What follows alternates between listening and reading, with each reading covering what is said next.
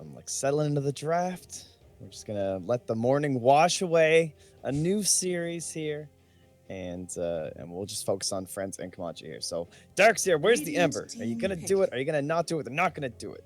Chucking that Ember back at Friends if they want it. So the draft so far, largely predictable, I would say. The big thing, probably that Earth Spirit ban was a thought there, just because Friends have been playing very well with that, opening up with it quite a bit as well.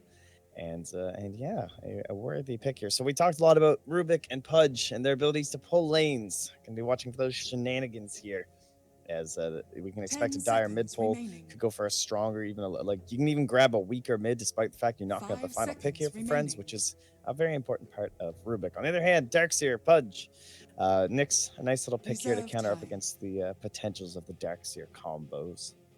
Yeah, I like it. This does feel like a pretty interesting one, the first phase, Nyx, but I like what you're saying there, being able to counter out Darkseer. We'll see if that is going to end up working for them, or if maybe they're not able to execute it absolutely perfectly. Pudge getting taken with the Darkseer. It feels to me like this is the ultimate in terms of high ground defense. Like if you walk up there and you try and storm the castle with all your heroes, you're going to get vacuumed into wall. And likewise, if you just send up one, Pudge can pull them back out and away and causes some issues there as well. And I also liked what you were saying about those pulls at the early stages. I'm kind of curious to see if Friends are going to make an early rotation to try and like block off the off lane pull that's there. And likewise, if Comanche are going to focus on trying to disrupt the ancient stuff that comes out from Rubik. Yeah, and that's an important thing to be focusing on too. I guess if Pudge is going to be doing those pulls, there's not too much chance for him to actually be the one disrupting in the 4 role, so it could be difficult for them to actually find something to do, unless they're going to like leave their safe lane carry alone or something like that. But yeah, we'll have to see. It might just be some trades in terms of the overall pulls on our lanes. The other thing is going with the Pudge means you like Darkseer's doesn't really need someone pulling his lane. It's just gonna be pushing the whole time anyway with iron shells and like guaranteed farm. So this means that Pudge maybe not gonna be as effective at that this game. Could also still do it on like the Radiant side and actually pull the wave into that camp instead of just nuking it at the tower, which is possible. But we'll have to see. It won't be quite as straightforward as we've often seen like Pudge Centaur or something like that. Someone who just needs a little bit of help in the lane to make him a very well set in the early game. Well, and you think about it, if they do manage to get a Rod out as well as Iron Shell on top of it, that is so much damage. I mean, even into the early mid game, that's going to be a force to be reckoned with, and not to mention surging forward the Butcher. That would cause a lot of issues. So Friends are at least going to have to consider. They already have the null field just in general for the later stages, being able to have that damage mitigation. But Nyx Assassin, not a mech carrier, not somebody who's going to pick that up. Do you think they need a hero that would allow them to pick up that sustain out of their next couple of picks? Or what's your read on like the Nyx Assassin's role? Is this going to be a 3, or is he going to be put back to a 4? I would guess he'd be a 3. I think it's definitely the most common one. It's okay. I think as long as he counters out, which he already does with the Darkseer, then you can justify putting him at the 4, and he's an okay setup as a support from the Rubik. But more than likely, he'll be rocking that off lane. And what I'd really like to see is just ways to help enable him.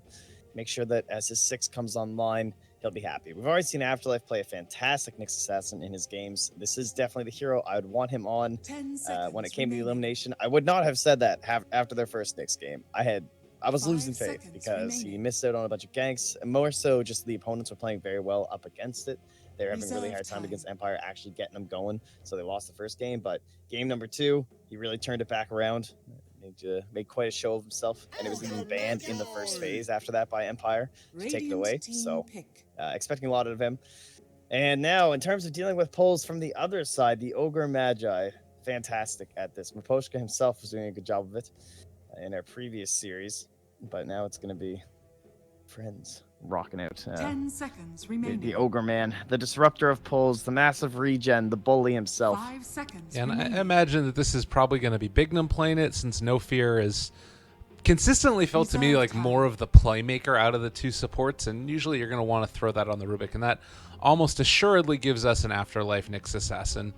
With Terrorblade now getting taken for Comanche, it's, well, a hero that we talked a lot about in the last game, and I kind of like it in this draft. You've got Disable already, a decent chunk of it. There's not like that great follow-up to the Darkseer vacuum yet, but they can help to figure that out with their last pick is probably going to be a mid. But now, just that right-click damage dealer, the Terrorblade. What a monster.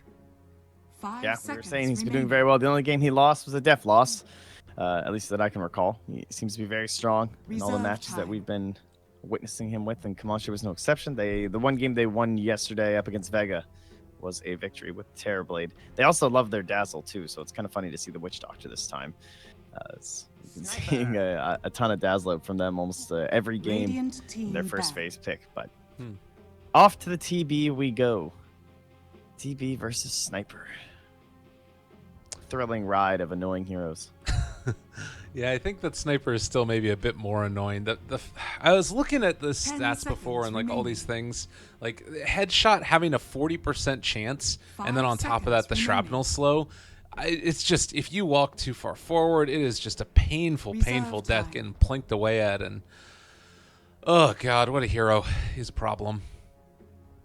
Yeah, I like that pick right now too, just because it essentially guarantees. I would say the Terrorblade probably won't go mid. Just he can abuse in certain situations.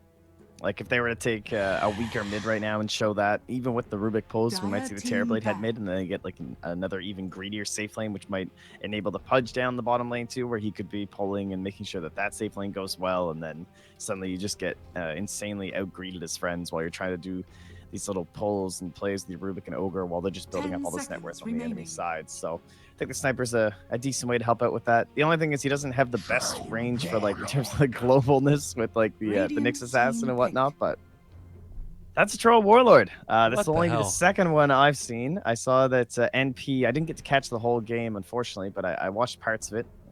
I think it was AUI who was playing it, but they lost in there was a best of one tiebreaker. Tournament. Yeah, and the Troll Warlord did not come through with the support Tiny, although I'm a big fan of support Tiny. Either way, it's going to be with a Sniper, someone who already has a decent attack speed and loves to build those flat damage items, take advantage of that. So now that's going to be buffed up even further with Bloodlust. These are going to be some serious plinks flying out of the Sniper.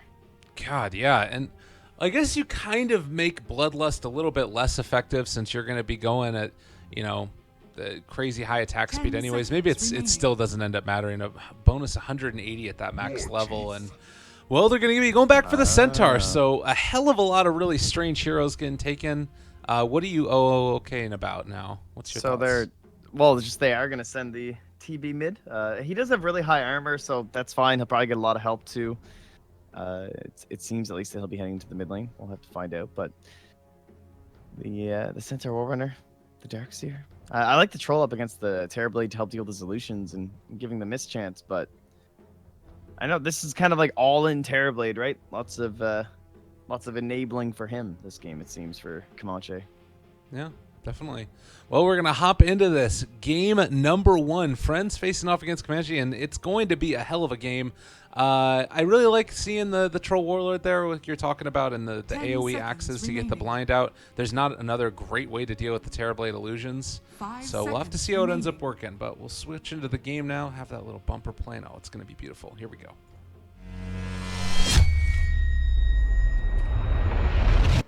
Oh my God, it's great, but something that we're well versed in now. We are expert pause people dealing with it. How you doing, man? Oh, just grand. I don't think I can handle. If there's a pause mid-game, I might just have to leave. Don't think I'm gonna make it. It is a little bit weird. It hasn't been as bad recently, it's felt like. I'm kind of wondering if this pause is just so everybody can get down their initial items. Like, that's kind of what this starts for, right? Like, that's why we see the pauses at the beginning? I'm okay with the initial pause. That's some hotkey things, certain heroes, just all those kind of discussions. And I did notice last time we watched Comanche, but I didn't get a chance to mention this hilarious effigy, the Eternal Envy one. It's just a dead Drow Ranger, and all it says is Eternal Envy, created by Arc. I noticed it the previous time we played, and I was like, damn, dude, that's kind of savage. That is great. Damn.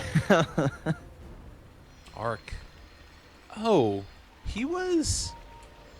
I thought I saw him in the lobby earlier in the VP... VP, who was the team that ended up beating them out? LQ. Oh, game. Yeah, he was. He wasn't. I was like, what's he doing in here? Interesting. Well, I guess he's coming back in now, doing the early scouting for the team that they might have to play as it goes on. Again, a little bit of context as to where we are. This is the lower bracket elimination matchup. So the loser of this best of 3 is going to be out of DAC forever and for all eternity. And meanwhile, we've already ended up losing one today. Virtus Pro, for anybody that's just waking up or just starting to read the headlines, they're gone from the tournament. They're not going to be in DAC. This is exciting. This is a mid-centaur. Okay, so this is probably the best matchup against the sniper without a lot of help. You can imagine poor man's shield as well as the return. It's going to be pretty hilarious to watch sniper try and harass him. I have not seen a centaur mid before. Yeah. So here we go. This is some top-notch stuff. I guess they know that Farm's going to be denied out in the mid lane, so they don't really want to send TV there as he is pretty money-hungry. The only thing is if they send the TV mid, there would have been the possibility for like that support to still be nearby and interrupt the pulls and all that, but they're just going to ignore it altogether. You can see they're also defending here from Friends, ensuring that this will be here. Maybe catching our previous series where it was being disrupted and the wards were coming down. Yeah, that's a good point. They want to make sure that they're going to be able to get that pull consistently. And well, I'm kind of wondering, like, this is the thing, is that this guy, ILTW, he's been playing before, and he played an excellent Invoker the other day when we watched it. But now all of this, the poor man's shield also invested in early. Do you like this decision? It seems like, I guess you don't go for Vanguard anymore. Is that the idea? Yeah, I think he'll just be really active, try and get an earlier Blink Dagger. Okay. Should be good. I'm very excited to watch Sniper just not be able to punch him. I don't know, that pleases me. So 51 damage. How much is the melee block? 20, is that right? So yeah, melee block of 20. Shield. Yeah. But No Fear is going to be here to cause some issues. He hasn't skilled return yet. Maybe a little bit of a mistake, but he's actually taking a decent chunk of damage. Yeah, certainly until the levels stack up, it's not going to be the worst case scenario here for Yoku, especially with No Fear helping out.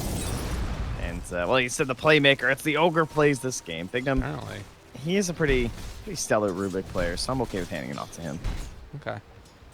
And meanwhile, up here top, Arc, Misha, they're going to have themselves a pretty fine old time, I would say, is Afterlife not going to have a great one. I am liking seeing the position 1 farming hero get moved over to the off lane. It feels like this is a better place for him just in general. Look at Bignum down here, too. Oh, did he actually get it? Wow, what a player. Yeah, he was able to get it off there. So the full pull comes back in. God, that's crazy. So it was just a straight up pull off to the side there. Ugh. Yeah, isn't that telekinesis? Nicely done. Oh, No Fear. Over here to the side, though, they've got Misha in the area as well as the Rock coming down. And LTW, if they pull out and away from his lane, he's just going to head over and regardless. Doesn't even care. That should be the kill. Nicely done. Hook to secure it. Make sure he gets the gold for himself there on Chuvash. And they smoke. They want to just make some more action happen. You gotta imagine this is where they're going. The ping comes out. Oh, let's go. baby. Chuvash. They'll be a little bit late for the bounty, though. And now Yoku's so tempting. Oh, God, that was really close. That would have been the kill. Would have been huge if they could have found it. And Misha's still in the area, so it can't be too lackadaisical here. And now for the Radiant, though, all this pressure, leaving Arc all alone. And nothing really for Afterlife to do about it. So a happy TV. Although there is quite a bit of farm starting to stack up on the dire side as we also do a very happy Aloha dance down here. Some creeps being pulled. Oh, nice hook there, but it's an Ogre, so doesn't matter. Wasn't able to steal away the regen rune, unfortunately. No Fear still picks it up, which does deny it away from the sniper, which is always a good thing. But yeah, curious which way LTW decides to level this. Already has gone for just the 1-and-1, saving the points the rest of the way. Yeah, for now he'll just hope Chuvash can hit a hook. Needs to keep the point in case he needs hoof stomp.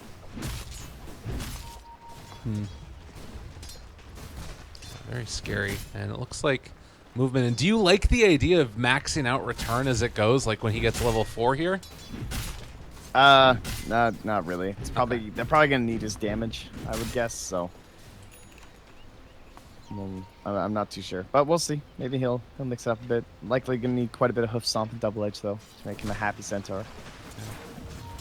I tell you, Bignum is really showing off like the ideal Rubik game though, because his game starts, he gets the stack, he makes the pull, he farms the camp. He then comes down here, he stacks this as well. So now his troll has some resources to go back to, and he's level 3 in a bit, which is ahead of a Pudge who got first blood. Yeah. So kind of absurd what you can do with nothing but neutrals in the early game as Rubik, especially on this dire side. Well, and that's something too for any of you aspiring players out there. Just go try it in a lobby, make it happen. It's easy to do, and well, not easy, but easy if you practice it enough, and well, you end up giving your team a huge advantage. And that's why this hero has been consistently first picked throughout a lot of these qualifying events. So yeah, well, he also, yeah, as long as I guess you don't have the range of things to deal with. That was impressive. It's hard to always get the full wave too. A lot of the time you'll see Rubiks just get the range creep, but having the double stack, pulling them out nice and far, they get a little bit body blocking each other, and then that perfectly timed toss. oh yeah. So impressive. Ooh. Maybe a little bit annoying, but still impressive. Afterlife, a couple more bounces now, not going to be there. Still only 1 point up in that cask, unfortunately. Mid lane, as they are going to ILTW. No way out for him right here. Hoof Stomp trying to turn and make it happen. Not going to be there. I thought that was you. Okay. Rubik again, making an impact here. Radiant's Haste middle rune. tower is under attack. Yoku has a little bit of a fun time. So it's not a 1v1 scenario. Perhaps they were a little bit too worried about getting a mid that would suffer in such a situation with all this pressure coming through. Afterlife now, though. Oh, up in the top, they're going to be able to get a nice impale to keep that little separation. And the hook back in. Afterlife turned, actually. It was a little bit awkward there. Not sure if there's some pathing issue or what, but guys. Yeah. They had a ward anyway, so likely dead. But 2-1 now. And the kill heading over to our Witch Doctor there. Ooh. They're going to run into Bignum, and realizing that he's here, they back out again. So do you think, I mean, obviously the mid-center has not gotten a ton. Is this ward, do they spot out the Pudge? Not quite. Yeah, I think they see that he's over there, though. Do you think that this has worked out okay for Comanche in their early movements? Do you think that they're okay with the way that it's gone, or were they expecting more out of this Centaur? I'm not too sure, to be honest. Obviously, we don't see too much mid-centaur, so I'm not exactly sure what their expectations were, but I think they would have liked a little bit more pressure onto this troll, as well as the fact their centaur, at least now he's gotten level 5. He was even further behind. He's just kind of waiting with 6 here, not getting much done himself, though. Yeah. Oh. No, not really willing to leave this lane. No Fear and Yoku having a good time with it. But they could be thinking about diving up here in the top lane. Arc going to not have Metamorphosis, but dealing some damage there with the illusions and trying to bring down that tier 1 tower. Yeah, Bignum gonna grab himself another TP, it looks like here. So he's ready for some rotations. Oh, actually, he handed off to Yoku to make sure Yoku will be ready. This is a nice play here from the support. Ensure his sniper will be able to join the fight. Yeah, level 6 now, it's going to mean that any dives could be punished. That they realize that Afterlife is here. Do they decide to drop any ward? Do they have any detection? Even Bignum also here. They could get double. This could be huge. They're going to be able to catch it. Arc, a ton of damage. The hook not going to be able to pull him back in and away. And they end up bringing down the Terrorblade. Really, really terrible there for Comanche. That's so they scan back here and it's red, like okay, he's there, and then it turns green and they don't see him. I think maybe they thought he wasn't 6 or something at that point, but the way they moved, it was just guaranteed. Like he just comes out invis, but it looks like he TP'd out, and so not expecting the setup from the Nyx. Then again, why would Bignum TP in if that wasn't the case? So perhaps just caught a little bit off guard there, and a very important pickup for them. Well, definitely needing to make sure that they bring some of that detection, and that does leave open a ton of space for Yoku up in the top lane, building towards that Maelstrom next if he wants to. Already very farmed. Both him and the Troll Warlord just having a great game, and kind of struggling to see what Comanche are going to do moving forward over the next couple minutes. Yeah, this is just going to be one of the best items to capitalize on the unbelievable attack speed he's going to have. All that magic damage. Very handy against someone with super high armor like Terrorblade. Clearing out those illusions. Maybe the moment down bottom. Aloha Dance gain turned upon. Pops his ulti, wants to fight, and with Afterlife there as well, the Impale. It's not enough to save the troll, but they will be able to find that kill. Bignum now trying to run them down as well. Haster and Rubik is pretty mad about this one, but it looks like they might be able to find this kill as well. Is he going to happen? 6 wand charges, but not going to be able to pop him in time. That would have probably taken down the Rubik with a hook. Oh, the shrines! Oh my god, barely staying alive. Bignum, big plays. Close. Didn't have a chance to steal anything there from the Witch Doctor. He was, not quite finding his moment. Although he'll be happy with this one. Oh, thank you. Time to go try and make a smoke play, perhaps, with his Nyx Assassin. So 640 damage is what Rubik has on hand right now, magical, for any gank. This is one of the best parts. Like, people always, I think, go immediately to the ultimate and being able to steal big ultis, but at this early stage of the game, taking a level 4 spell is amazing. Oh, yeah. And, like, right away, he bought smoke, sent that courier. Because Nyx Assassin's about to have Vendetta, and just right now, just came off cooldown, and time to go. Bignum is ready, and the targets, though, they have evacuated the bottom half of the map. They're up top, and they're looking to get aggressive. Sadly, the only thing they're likely to find will be No Fear. And that is really not hiding away. It's not the kill you're looking for. That is for dang sure. Although he will probably be taking the gank. It does look like they're TPing 1 up top. This is Bignum here. And No Fear is going to back out. So it will just give up this tower, it looks like. Yeah, if Afterlife doesn't TP, there's not really much hope. He's in full range of the Radiant down bottom, so Dire's top tower has fallen. they're fine with just continuing.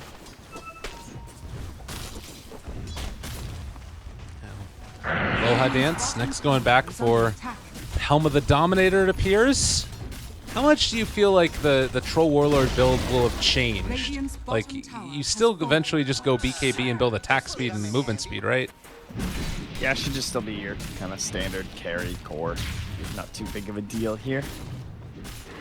That new helm is pretty nice for this guy, though. I guess it's nice for all cores, but not something that we really used to see in the older days of Troll. The days of yore. What do we have now? Yoku going towards that Dragon Lance. So he canceled it on the Maelstrom, did he? I guess, yeah. Deciding to go back for the Dragon Lance instead. I just realized we have both Troll and Sniper in this game. It's 6.83 back again. Yeah, man. We're living. They can't win now. It can't be allowed. Yeah. Just can't. Ooh. Yeah. This could be a nice play here. I don't know if it's going to be too easy to find a kill with the Nyx Assassin right now, but just that constant threat, keeping himself off the map. This is what we saw happen up against Afterlife last time, too, where he ran into a lot of trouble continually getting kills off of the Vendetta just by teams grouping up, as well as using a lot of sentries. We'll have to see if he gets stifled here again. Currently, not looking too great. Darkseer well ahead of him, about 1,300 gold, and this group up is just going to get worse and worse. As already have the Helm, have a creep to help out with the vacuums. And, well, for now, it's just scouting over here with an Ion Shell. It's a nice little play. This is pre-Blink Dagger, but they hook back in one. Is going to be able to catch, but the Nyx Assassin is going to be able to stun onto several, still trying to chase. Arc is going to be dealing so much damage here if they're able to stay on top of one target. But Aloha Dance turns now. Look at Cohen. He's going to end up falling. They get that kill as well. So 2 down right now for Comanche, and a 3rd as well. Wow, bloodlusted Troll. What a sick play. He runs this way. Now he is the Vendetta back, and he's coming in behind the towers. Oh, my God. He's got him. Another one going their direction. Oh, wow. That was terrible. Such a heads-up play. He just, the whole fight starts with him getting caught there. He runs down this way with about 200 HP, and he's just always ahead of them. Like, he knows they don't have the damage to deal with them, just runs in the fog for a second, Vendetta, and boom. No real hope there for the Terrorblade, but Afterlife, man. Showing why they first picked this hero for him. He's hit so many good impales already this game. Not the easiest thing to make look easy as a Nyx Assassin. I think we all know that. Oh, yeah. That's one of the worst ones in the game. And you also saw there the Rubik Bignum making plays again for his team. He stole Stampede, and he's been a part of every single one of his team's kills. 8-0-3 with 14 last hits and already up to level 7 at this point. Friends are looking quite strong. And yeah, this was a jungle Rubik too. Yeah. Still getting involved. Well, you said you were going to leave. Are we you Yeah, sticking yeah, with no, me? I'm done. Yeah, I'll stay. I guess it's fine. Yeah, a little bit unfortunate for sure. The plus side about it being this early on is that the respawn time's still very low, and it should be able to head out across the map and maybe push out these other lanes before, the tier 1 tower ends up going down mid. You're talking about the group up potential that this Comanche team has. Do you feel like that is still the case right now, or do they kind of need to take a step back and wait for that next round of items? Because Centaur almost had Blink Dagger now, and he still almost does. Yeah. I think maybe if they wanted to play this style too, the mechanism might have been a little bit better for the Darkseer. But going for this helm play instead, perhaps if he had some sort of a combination to go with him, or the armor were just maybe not doing enough work. Although as smart as it was, in terms of like the physical damage up against the troll and the sniper, wasn't able to quite get the same impact that maybe that mechanism would have in this case. But he's currently just going back for arcanes, and then we'll likely start working towards it then.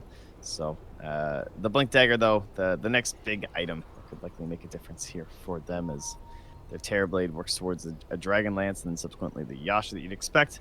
Speaking of Yasha, so Aloha Dance. Jeez, he said his build didn't change. I didn't expect a build from like 2015. but it's S and Y. Yeah. It's the dead item that I think we've seen once so far this qualifiers on a Life Stealer, and that was it, just because of the fast pace they had going. I feel like it's really good still, because it did end up getting pretty heavily nerfed, but there was still it was kind of okay for melee heroes. I think the biggest nerf was just aimed at making it a lot worse for range. So you got the 30% maim chance, you get 26% movement slow from it as well. So in some ways, I feel like it's still pretty decent in that way, and like just staying on top of targets, and since you've got the bash built into them, I don't know. Yeah. It's just like attack speed just doesn't sync well with Echo Saber, so it's not, like you don't really want to invest so much into Echo Saber when you're also building so much into attack speed, or when your whole hero is built around having that attack speed. It's sick to get that like double bash for sure, but as the game gets later and later, you attack so fast anyway that whole value is lowered. Yeah, it's like building Echo Saber and Assault Cuirass and stuff like that. It's just, it doesn't feel that good compared to like Echo Saber Daedalus, right? Something along those lines. Yeah. I guess, does this signal anything about the way that Friends want to take the game now, since they're investing into this sort of odd timinged item? I don't know. I think it's fine. Okay. It's all right. It's just stocks. I think it's just like stock standard build. For most heroes, I would say it's a little bit different, but Troll, I don't know. He's Troll. Maybe it's like part of the hero. You don't have a choice. He's just this guy. He is S and Y. He's like S and Y incarnate. He's got 2 weapons. It's cross swords. Maybe that's part of it. Okay, yeah, I like that. Yeah, double swords. That's good.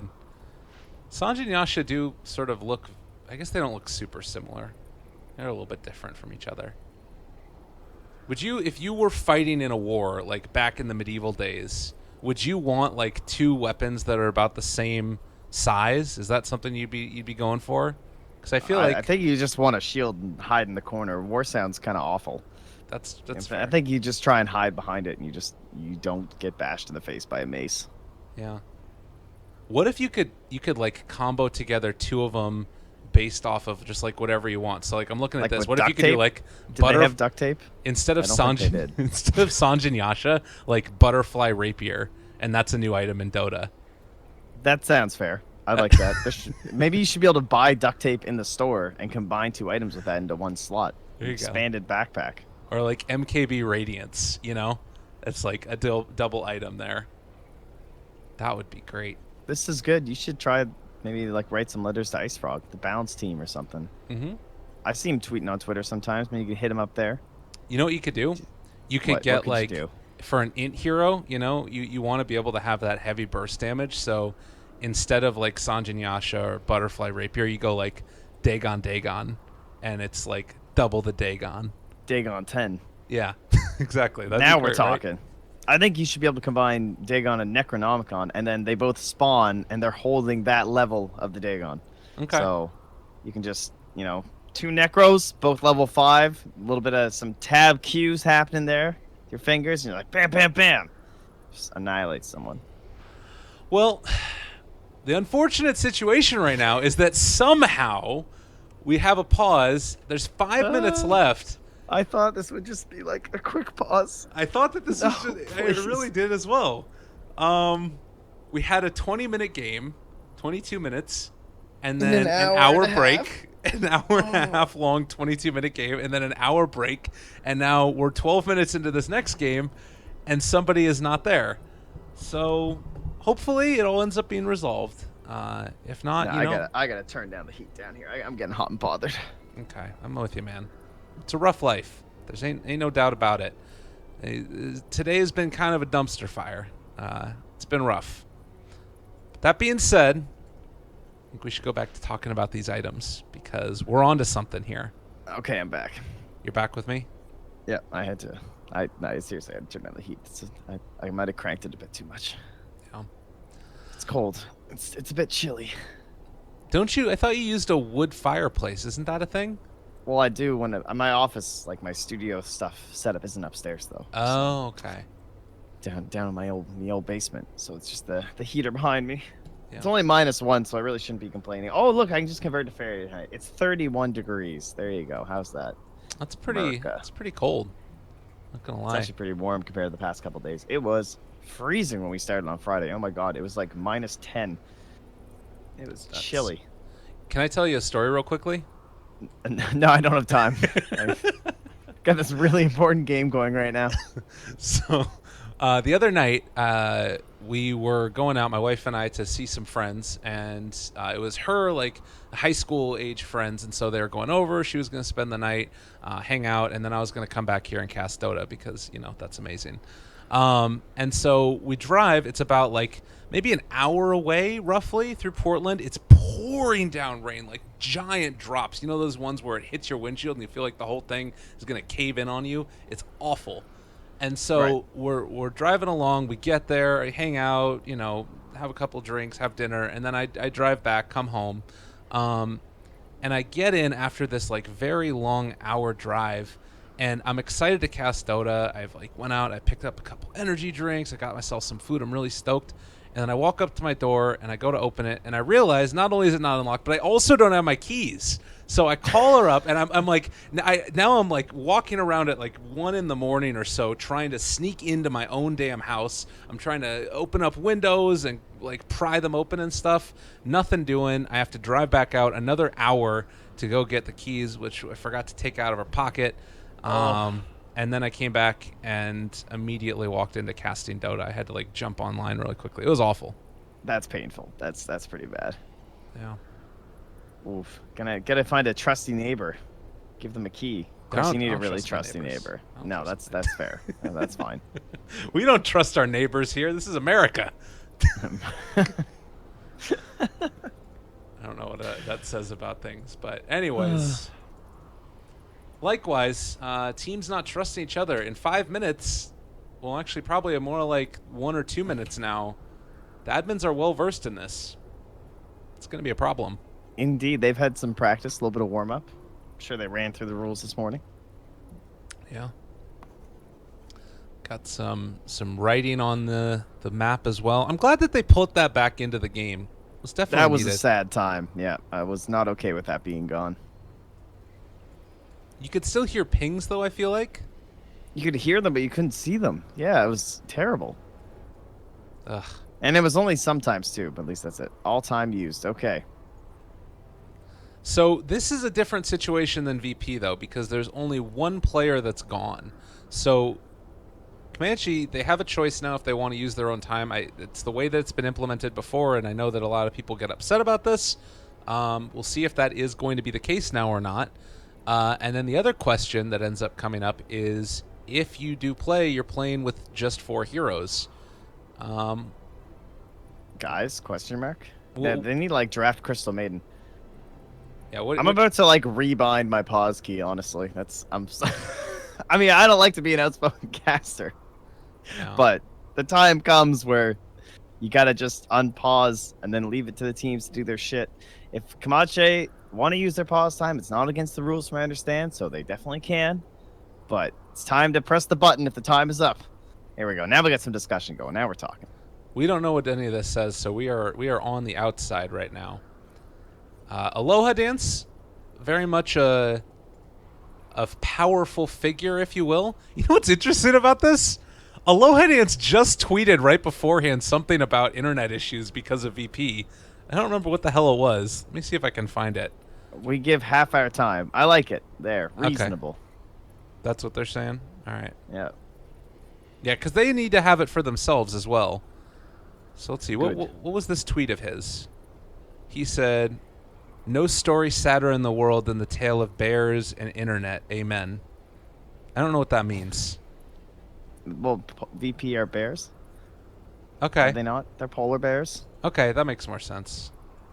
Friends is just a couch. I guess they're like the Friends couch. Is that why it's a couch? I always just assumed, like, was there a couch on the TV show? I'm not exactly a Friends aficionado. There was a Friends couch. You're right. Yeah, they always sat on the couch in the coffee house, Central Park. Oh, there you go. Got him. That is a good show. I think it's probably a little bit overrated, but it's really good. Really, really good. I think it's one of my crazy favorites. to think it was like that first big thing where everyone's like, oh, and they won $1 million per episode. And then I was thinking, like, I wonder how much like the Big Bang Theory people get paid now because of that. They must make a lot of money. I see a lot about that show. I feel like it's probably just as big as Friends was. But we have the internet, so it doesn't feel like it's as big, but it definitely is. I don't know, maybe. That whole way that television has changed, and like now you have because the thing about Friends and like all those TV shows was that it was also the young crowd that was into it. Yeah, Young it was people also, don't give a like, damn. No, we so don't give a shit now. Who wants to watch TV? Why would I be forced to watch something and then wait for ads when I can just like click a button and watch whatever the hell I want? I thought I was watching TV for the first time ever in like probably 6 months yesterday, but it turns out that my buddy was live streaming the game Super Bowl, so I wasn't even watching TV then. Like, it's so far removed. I think that maybe we're probably the exception, but it's something else to consider. By the way, everybody, in case you're just joining us, Comanche versus Friends is pause Bignum. They've already used all of their pause time, and now they're also going to be waiting through half of the pause time of Comanche as well.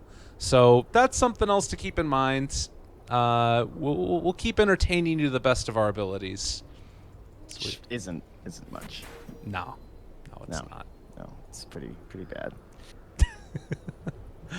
Yeah, I saw Skim tweeting something about how like one of his favorite moments was Gods just reading Harry Potter to the stream during one of the long pauses. Yeah, that was an oldie. I was actually thinking the exact same thing. Oh god, between the games I was like, I should really get something up to read, and then I saw that tweet and I was like, oh yeah, maybe I really should, but I just assumed, I was complacent. I thought that they'd do their thing, so I watched Black Sails instead, and now here we are. Mm. Have you read any good books recently? Any recommendations for the people out there? I spend most of my time just reading random things online, but I did read recently. What was it called? It was called Dead Wake. It was about the Lusitania, which is a boat that was sunk during World War One. Huh. I'm more about the nonfiction stuff. I find it more entertaining because I feel like I learn a lot while I read as opposed to fiction. Although, fiction's fine and stuff, but if I'm doing fiction stuff, I'd rather just play like a video game. I find it more enthralling, and you can do more stuff in terms of the world. I find that more engaging in a fiction sense. But nonfiction stuff I like. Oh my God, he's here. He came back. I see the words DDoS, so I'm just scared. Oh God, really? Where's that? I don't see. Well, it was the Comanche guys, so maybe they're just asking questions. All right, they did it. All right, good All right. guys, Comanche. They made it work, and so Bignum back. Let's refamiliarize ourselves with what just happened. 4 people All right. went down mid. They all died. Tower is under attack. Afterlife made cool plays, and they're gonna get the tier 1 before anyone can respawn. I think that's where we were at, right? We're getting an SNY probably on our troll. Yoku's starting to heading towards that Mjolnir. So let's get started with the Maelstrom first. But All right. Comanche have 6 minutes left. Good to know, Umbrella. Thanks a bunch, man. there we go. Good stuff. Hopefully we don't have any more pauses that come up. That'd be really unfortunate. But occasionally those things do happen. And it looks like Aloha Dance building his way in towards that Sanjin Yasha. What do you think, like, as far as, obviously this is what he's going for this game, as far as other builds are concerned, do you like the idea of going back for something like a Dragon Lance on this here? I think I've seen it a couple of times. Yeah, I could understand if you really were fighting even earlier. Maybe if he didn't have such a good time in lane, because he was left totally alone. So he felt comfortable farming up to a little bit of a bigger item before major engagements were going to start. But if you were in a little bit more of a poverty mode, just the stats from Dragonlance could be very helpful. Sadly, you probably don't want to upgrade a Hurricane Pike. Some games it could be useful, but for the most part, unlikely to be so. The real question to me is what kind of a mobility item will he get? Will he go back in towards a Shadow Blade or a Silver Edge this game? There's not too much value in it other than like Centaur Return, which isn't that big of a deal. But we'll have to see. Just the general initiation too is slightly weakened because they have a Nyx Assassin, but you often want some way to stick on top of people with Troll Warlord, and we used to see like Link was a fairly common item too. We'll have to see. But there's the Stampede. We do have the counter one still available from Rubik. He needs it to save Afterlife. Yeah, they are going to be able to get the Dismember though, and that should be the kill. A nice pickup for them there. They definitely needed it. Well, here's the question that I have for you though: is it possible for Aloha Dance to just go straight up tank and then try and punish them in the other way? Are they going to find this kill? They have the Satyr Banisher there now. They can't. And then instead just try and run down all of the towers and eventually siege high ground in that way. Do you think he needs a mobility item? Not necessarily. Just because they do have a Darkseer and a Centaur Warrunner. Like, they have to actually get to him to deal with him. Arc can be bombing from quite a ways away, but if that's happening, then that means Sniper's probably not being dealt with, so Yoku will be the one just hopping right on top of that Terror Blade and throwing his damage his way. So they might just invest more in towards damage and tankability then for Aloha Dance and use him as a forward tank to move into these objectives. Shavash hiding for now. Do they have scan on the Dire? They do not. They already... Oh, they must have just used it. Oh, it's coming back in like 13 seconds. Okay. A little bit too late to hunt for the Pudge. I feel like they probably wouldn't go for that one, but there might be a good chance that they find a kill on Yoku here. And no vision up along this lane. If they wanted to go, they could, but yeah, not seeing the rest of Friends. They back out. It's not going to happen. But we do have the Blink Dagger up on Centaur now. Picked that up recently. A good way towards his Force Staff as well. Where do you feel like the next initiation could come for, and do they need to go hunting? I'm not sure if they're in a position to hunt, really. It's kind of a scary prospect here for Comanche. A lot of control over the Friends. The lack of money on this Darkseer is a little bit worrying, too. I was wondering if they were baiting that out, but not going to go for it. Yeah, they need to make some more space for him, definitely. Colin's had a kind of rough one so far. Oh, my God. Still kind of baiting here. Oh! That was close. Oh, right clicks almost came in breaking the Blink Dagger, but they were able to escape there. LTW. Yeah, it's kind of what this game looks like it's the case right now, though, that they'll be doing a lot of that. And as they bully them around the map, Friends will probably have their eyes on Roche and try and secure that up for themselves. Courier delivering the Maelstrom to Sniper, and then the SNY is also on board there for Aloha Dance. So top tower the next priority. Then from there, moving into Roche Afterlife, scouting up ahead. No vision here from the Radiant in terms of like Sentry Obs combos or anything, so they don't know he's around. Yeah. It's a scary moment indeed, but Afterlife not wanting to go on a... Nobody else was in the area, so he is just going to head out and away. They do have a Sentry Ward Obs combo now, and they just spotted Afterlife heading by, so this should signal to them that, yeah, we got to be a little bit careful here. They have another Sentry Ward over to the side.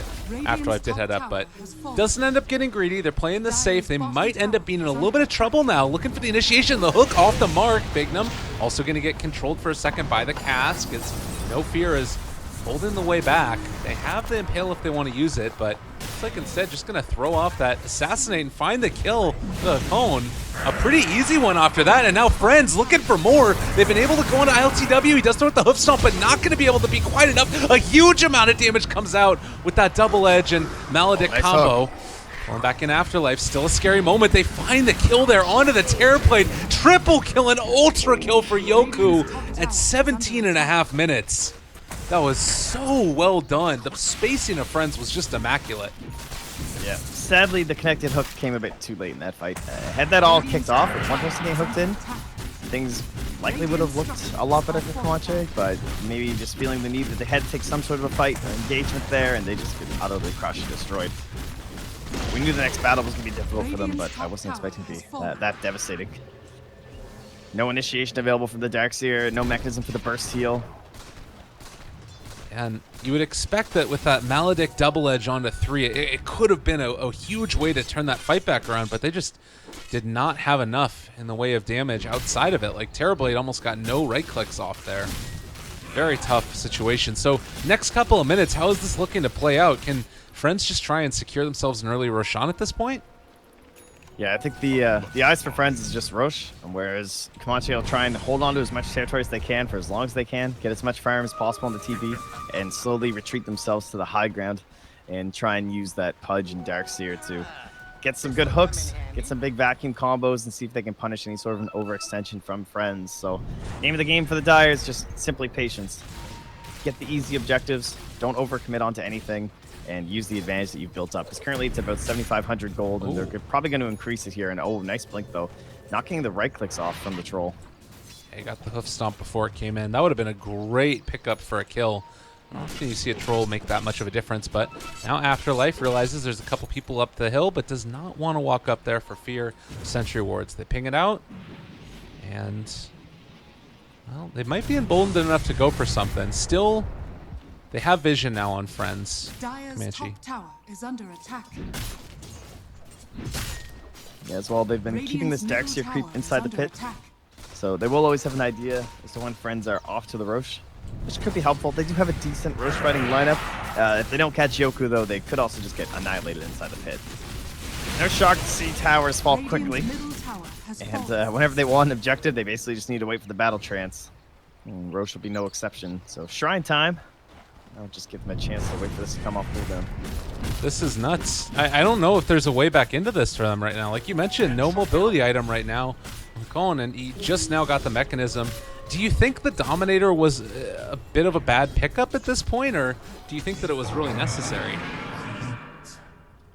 I would say they just weren't quite able to utilize it to its full potential because of the way that first mid fight worked out.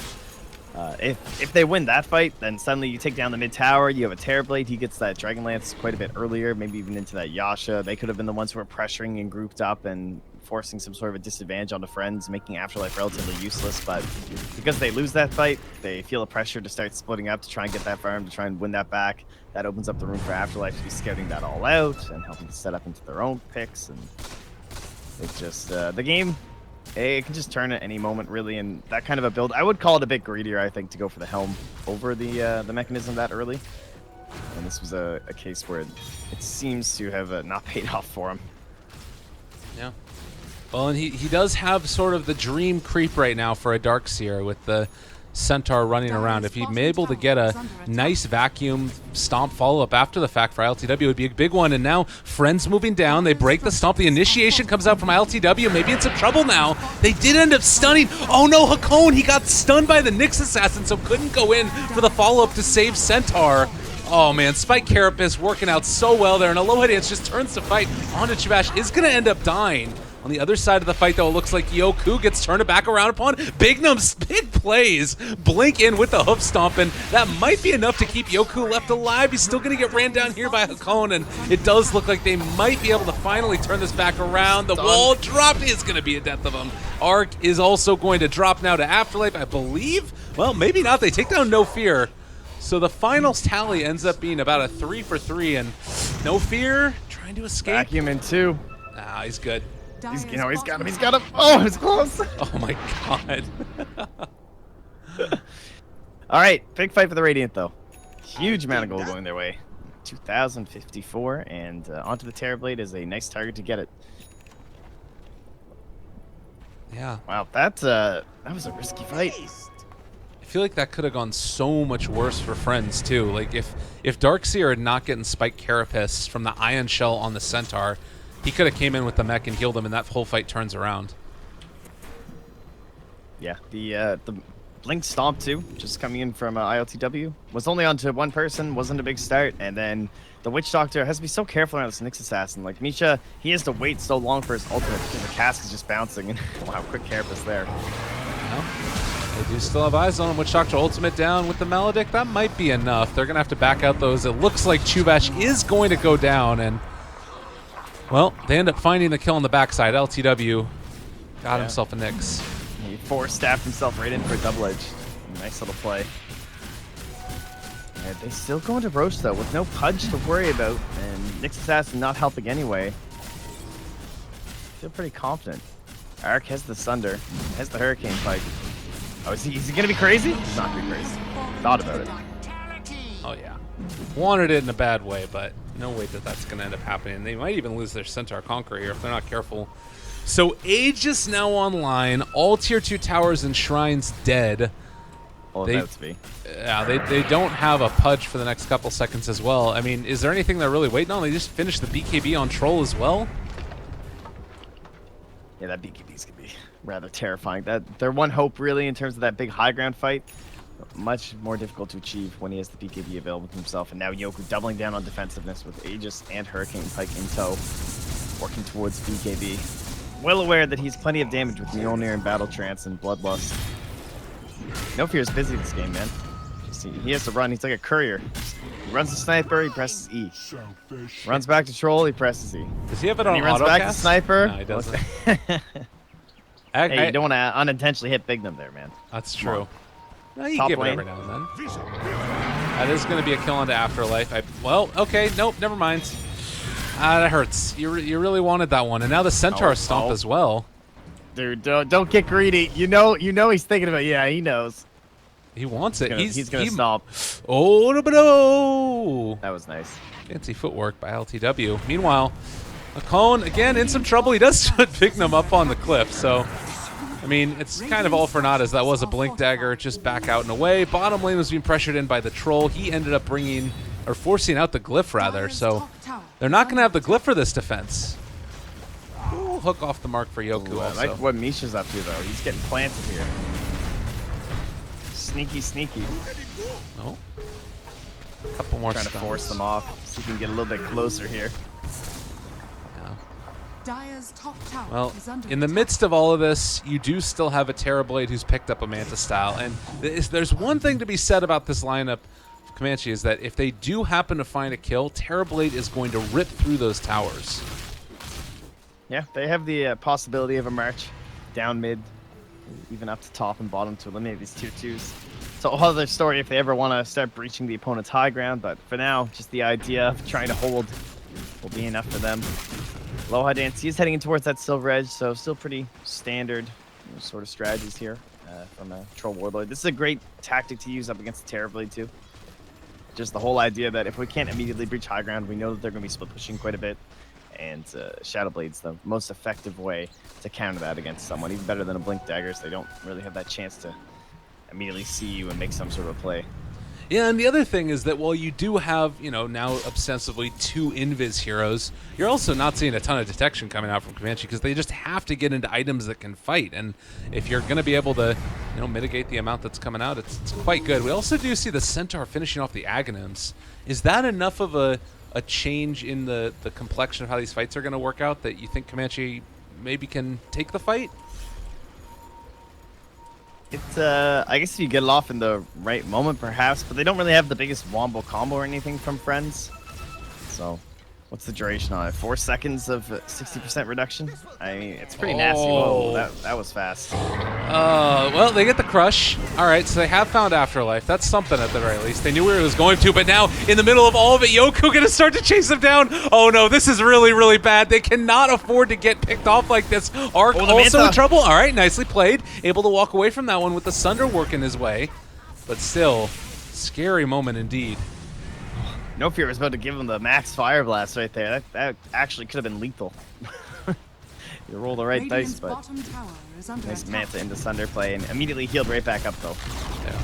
Oh, vacuum wall onto 2. They get the crutch. They get the double edge. That's what they wanted. Reflection out as well. Yoku very low. Is he going to die? They do end up killing him off with that own illusion of his own. Aloha Dance also trying to run away. Nobody as of yet is dead. Friends dropping so low. 14 HP. They do find that kill. Also going to run down Yoku. A team wipe almost. They're going to get away onto Rubik. But that was the dream. That's the wombo combo. That is Darkseer Centaur. Wow. You don't expect it to work, but they just place the observers down, maybe starting to feel a bit confident, and there it is. God damn. Holy shit. Yeah. Did you get a fight recap on that? Because mine did not appear. It was actually relatively even in terms of damage being dealt. Sniper still dealt out like more than the next two heroes for Comanche. He's still just such a monster. But Afterlife. Shubash, yep, they might. Yeah, I got him. There's a chance with like stick charges and throwing around with Dismember, but Bignum always on the ball. He's been playing a great game so far.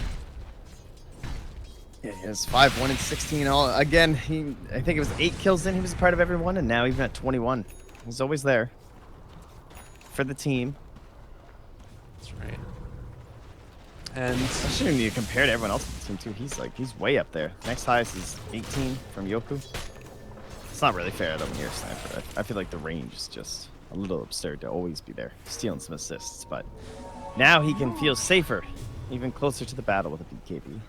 yeah, absolutely. Didn't save Aloha Dance last fight though, man. And that's one thing to keep in mind is that was the 10-second BKB for Troll. That was the Aegis as well, and they only got the tier 3 tower. So right now, I wouldn't be feeling too comfortable if I'm friends after that type of a fight. And it's not like they've ever had a significant lead in this game in terms of actual net worth. They've just been a stronger lineup with what they're doing. But Yeah, they just need to. They really can't afford another one of those big wipes. The experience that you hand over is very much brutal and matters even more so now that we have talents. Just adding that extra element. 10% evasion in this game on ILTW. Great Yeah. talent to have against Troll and Sniper. And eventually that late game gains return aura for the rest of his team. Pretty good as well. I think that's the one that you want to go for in this game, if I'm not mistaken. Maybe you go for the hoof stomp duration because you're looking for that wombo combo, but Yeah, those are actually pretty good talents. yeah, quite strong. And he's one of the top in the game right now and doesn't look to be slowing down in terms of his experience gain. I have to say the Sunder one's pretty sick. Oh, yeah. The minus 30-second Sunder cooldown. Yeah. Not always going to be useful. I can understand some games you're just never going to expect to get it off, and 15 all stats also tempting as a TP, but that's a pretty sick one. God, the cooldown reduction on Sniper as well. All of these abilities. 10-second Yeah, that is cooldown. a sick talent. That's really good. I forget who it was. Someone took the 8 armor recently, and I remember Crit was just like, no, there's just no way. And I would have to agree, especially with BKB and Hurricane Pike, Yeah. and even Mjolnir, like the 25% cooldown is just unbelievable. Like, if you get jumped 7.5. as a sniper, you're almost always dead anyway. 7.5 8 armor second will save you. on the assassinate as well. Like Yeah, there you go. that's insane. Granted, you're gonna want to be right clicking a lot, but maybe go Ags. Maybe that's the answer. There you go. Next build, guys. I like it. We also did see the Darkseer take, not often you end up seeing the 12% evasion for him at level 10, but it kind of makes a decent amount of sense given this game. It's basically all right click he has to worry about. So And they never want to buy MKBs on the Dire. There's no real reason to. Well, I mean, until Arc gets a butterfly, but Right. that wasn't exactly something that this game was heading towards, at least not for the past 5 minutes until that big turnaround. But Afterlife, he's again scouting here. That money is now here for Misha, so we started to throw down sentries. We'll definitely put one here, but not going to spot Afterlife. Look at their observer, though. Yeah. He didn't actually take down this sentry ward either, so that's a little bit weird. Maybe feeling I not don't think super he saw it. comfortable. Okay. Oh, right, because that was just the vision that we had from. Yeah. That makes sense. It's an accidental shrine usage. Classic. Classic. Hey, why don't we have a button yet? I don't know. Let me see. I would be okay with a button. I feel like that's not going to take too much effort. We'll see, yeah. Definitely something that people have talked a lot about. This smoke is not going to be scouted, and it looks like they're heading right to where Aloha Dance is. He's going to kill these creeps pretty quickly, but might end up being in trouble. They find him. There's the catch. There's going to be the kill. That Observer Ward paying off. The Impale connects onto 2, though, and BKB pop. That's going to be BKB down. He's still going to die. Maybe also going to be able to pull back into Afterlife. The hoof stomp after the vacuum onto this Nyx Assassin. He's gone as well. A great combination. They did use their BKB for that on Arc, but still looking quite strong. Comanche. Yeah, I'd say that's worth. Oh, look at this find by Misha. Scouts out the fact that Roche is up. This makes that high ground much more difficult for Friends not having that up against the Wombo combo. Dire's middle You know, they have to blow their whole load at once and not having the Aegis. Well, Very, very scary. yeah, and we talked about how quickly they can make this push happen. It's going to be really tough for them, I think. Particularly Metamorphosis is going to be down, so they can wait that extra time. They left the gems back there, too. Friends looking for it, but they're a little bit late to the party. And Comanche, they could go for this. They have Stampede in 10 seconds. No Being able to go over the top, they outgone it, and no fear, and he's dead.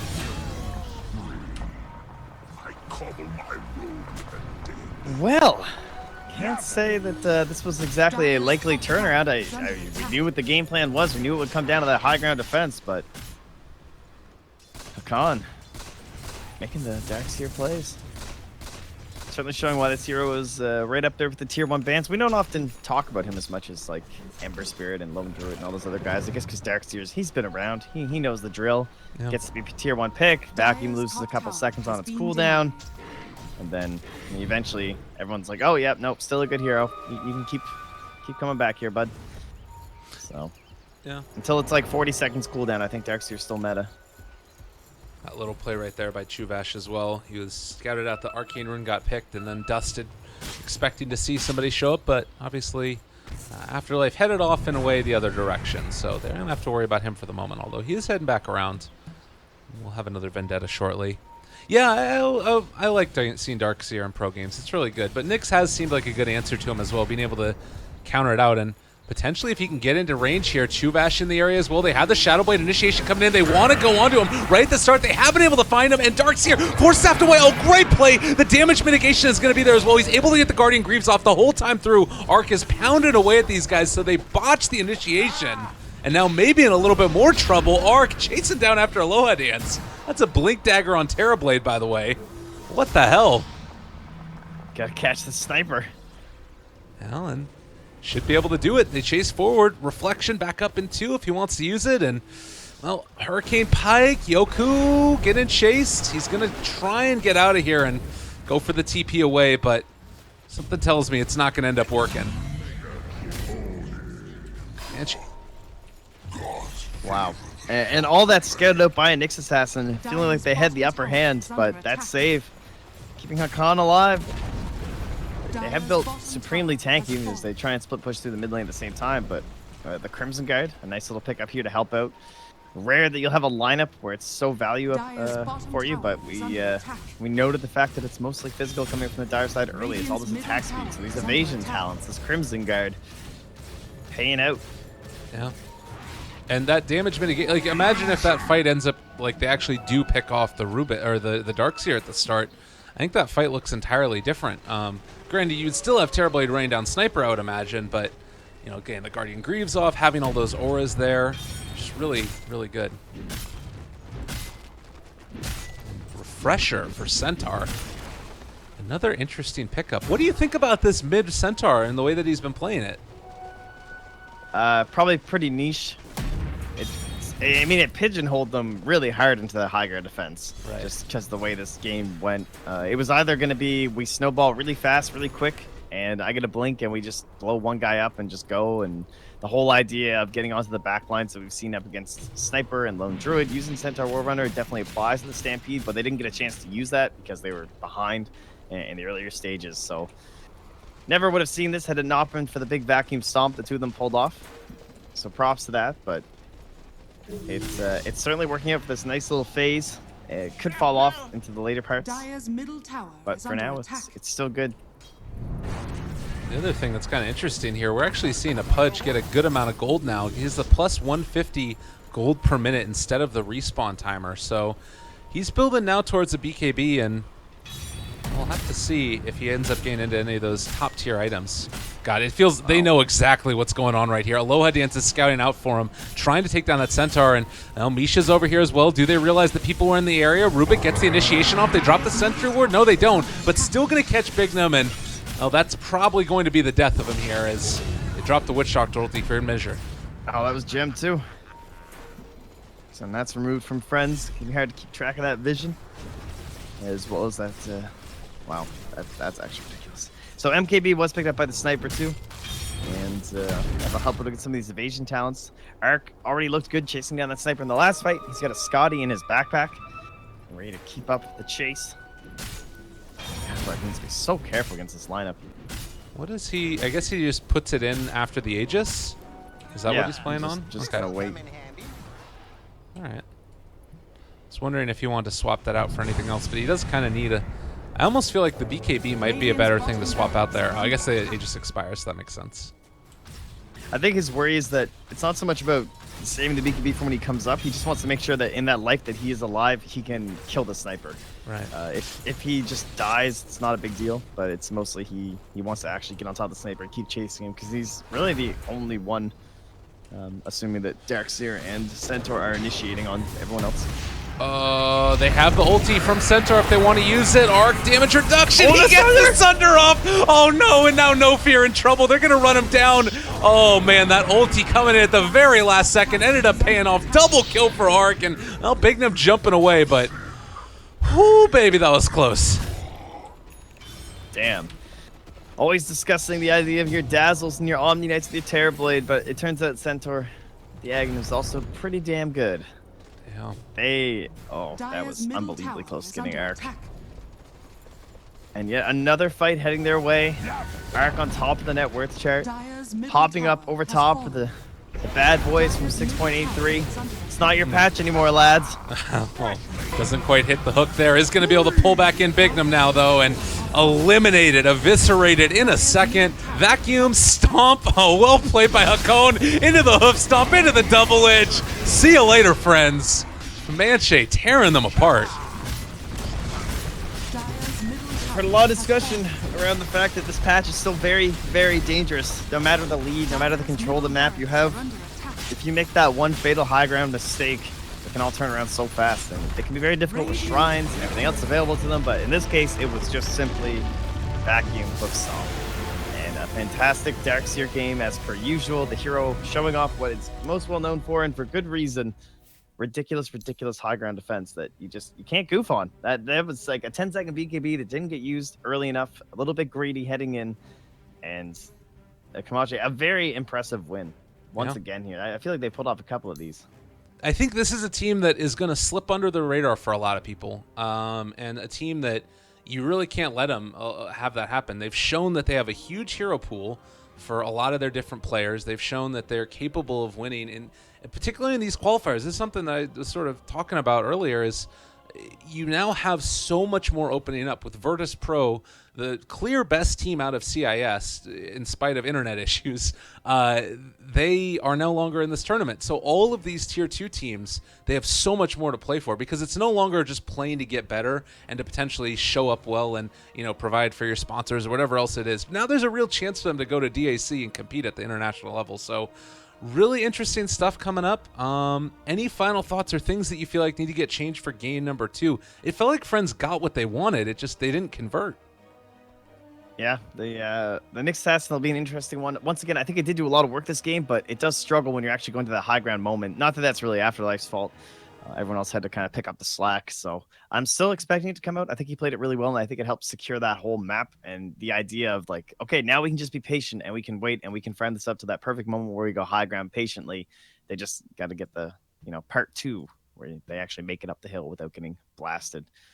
Yeah. Well, ladies and gents, that's going to do it for us for game number 2. It has been 4 hours and 9 minutes, and we finished our first game of Dota, so we're on good schedule.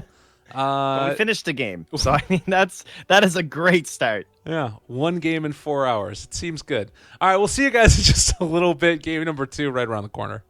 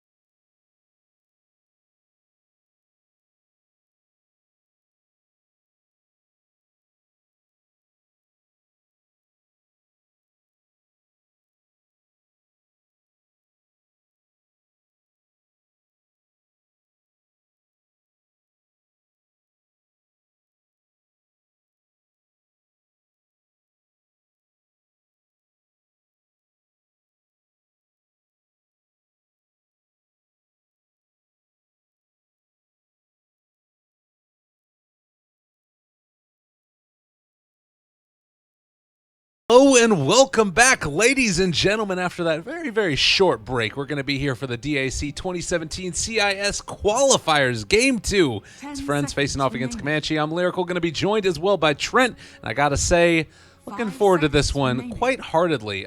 Trent, we saw Comanche come back after what was a bit of a blundering start in game number 1 and then just hold high ground, dominate, and then looking to maybe do the same type of thing again here. What do you think?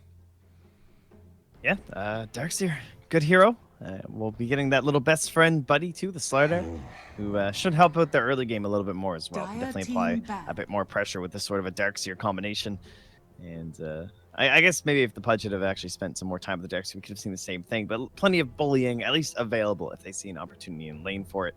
It does mean there won't be any sort of weird lane shenanigans or anything like that, as the Pudge was removed straight away by friends, as they certainly saw an impact from those hooks.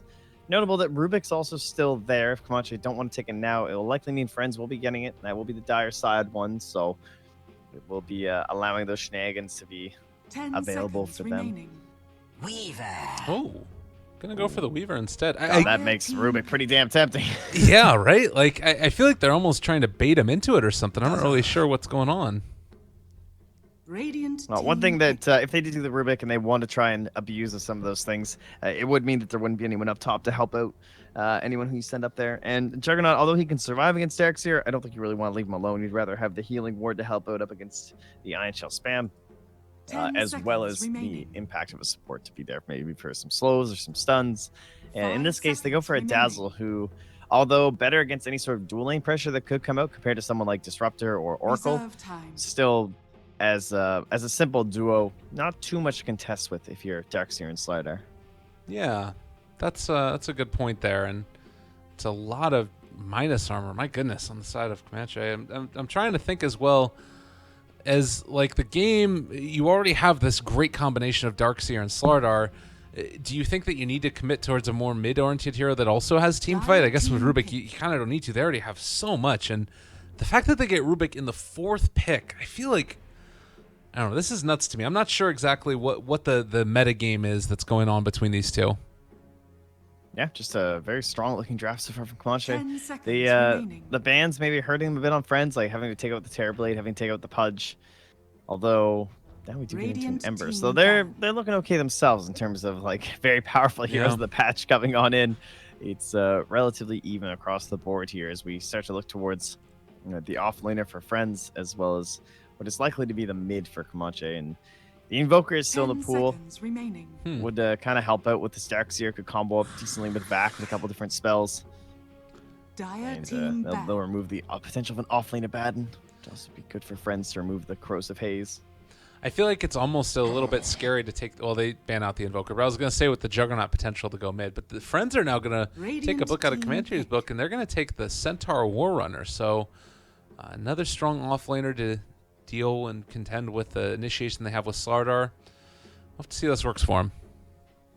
Yeah, he doesn't have anyone to help him in terms of pulls, unless they, well, I guess they could do Earth Spirit pulls in the offlane, actually, which is definitely a possibility to make sure on that dire side that Centaur has an okay start, because up against Weaver, it'll be similar to like the mid last game where there was a lot of pelting happening to the Centaur Warrunner before he levels up in return and before he can really threaten with Hoof and Double Edge. So his early game going to be very important for friends to try and secure that. And Comanche already having their safe lane stuff decided. They just, I think they feel comfortable enough that they can help zone him out with the Weaver, the Slardar, maybe making some rotations down there as well. Could have that play where he'll go top, get an Iron Shell, TP bottom, and then have a lift set up from Rubik into a kill on Centaur. Probably expect that to happen, but mid. Let's see what they want to pull out for Mr. ILTW. He's looking impressive, these qualifiers. Yeah, maybe the standout player for this team. We've seen Mish also have those moments as well, but they're going to go back for the OD. A very strong hero, and we saw this earlier on in the matchup that we didn't actually really finish. But OD had a great time against Ember. Do you like this matchup? Yeah, I was kind of expecting this last game, actually. I was about to bring up OD before they had picked that Centaur to head mid for ILTW previously. So this will be a little bit interesting. I like it with the Darkseer. I think these two heroes work very well together, but I also love it with Pudge, which is what I was kind of hoping last game. So you just get like the infinite Pudge hooks going, thanks to the Aura helping him out. So Darkseer probably going to be the one who benefits the most from the mana Aura. Rubik too, but Darkseer often runs into a couple troubles with so much you have to spend on the mech, as well as all his spells costing you a bit, spamming as many iron shells as he can. But we discussed the idea of the group up and just getting to those levels, 10 grouping up as seconds 5 and working remaining. through the map with your friend Mr. OD, and they have a great lineup for 5 that right now. seconds remaining. All right, well, here we go, getting into game number 2. Can they do it, friends? Facing off against Comanche. And, you know, the thing that I'm thinking about right now, and I want to see across this map, I want to see some jungle Prepare invasion. for We haven't seen enough of that. It needs to happen. Some battles, level 1 engagements. I want bloodshed, Trent. I want it now. Well, you'll get early wards, which I guess not too unusual. This ward actually a bit unusual. It doesn't scare the bounty room, but it does give you the block up here, and very unlikely to be dewarded early. Yeah. Also, Bignum placing one of his own over on the high ground, the quintessential spot where we always end up seeing it.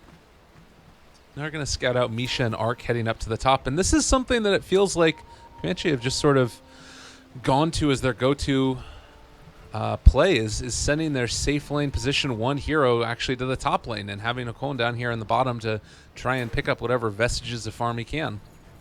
Nice job by Bignum. He spotted this ward. He 30 pinged it right away because he seconds saw the path that Chuvash took. Well, he saw the way Chuvash had actually, he had gone up here and then down here and plant this, and he saw him coming back, and so he knew he had placed that one. And then at the same time, when Chuvash was actually here, he spotted the Earth Spirit coming back this way and then pinged right away into the mid, and so he caught that ward there. So some pretty quick actions on the D wards in this one.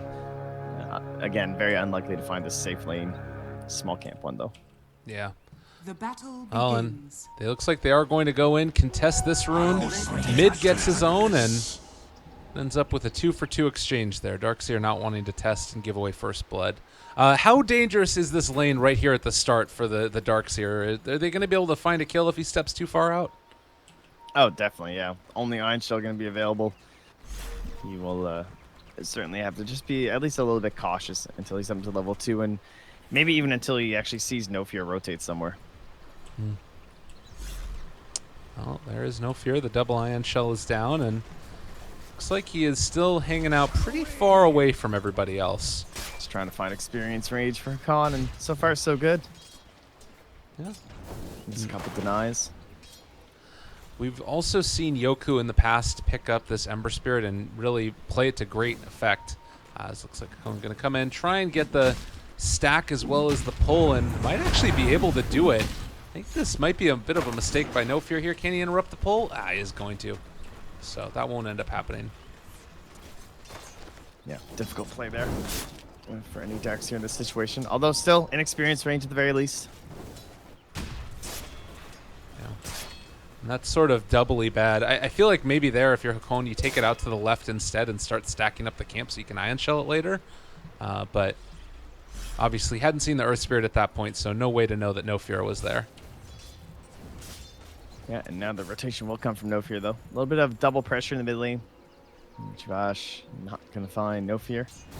Pass each other by. And now there's a roll potential here.